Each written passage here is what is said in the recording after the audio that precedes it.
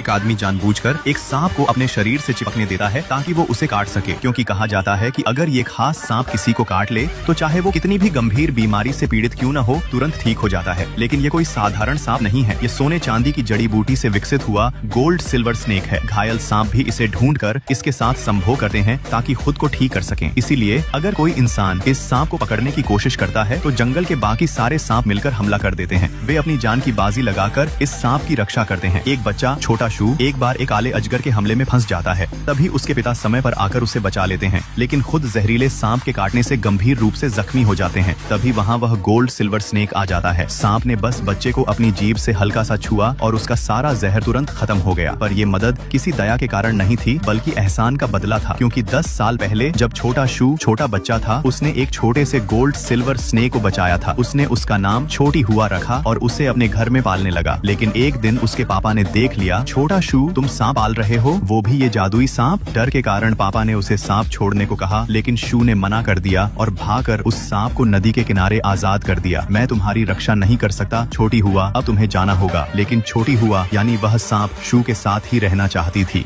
तभी नदी के पास अचानक सैकड़ों काले सांप निकल आए। वे सब उस गोल्ड सिल्वर स्नेक की रक्षा के लिए आए थे। लेकिन जब खतरा शू पर मंडराने लगा तो छोटी हुआ ने खुद ही वहाँ से दूर जाने का फैसला लिया। सांप चले गए, लेकिन शू का दिल अब भी उससे जुड़ा था। फिर शू और उसके दोस्त अगली सुबह उसे ढूंढने नदी में निकल पड़े। वो अनजाने में आदमखोरों के द्वीप की ओर बढ़ने लगे और फिर जो हुआ वो था असली खौफनाक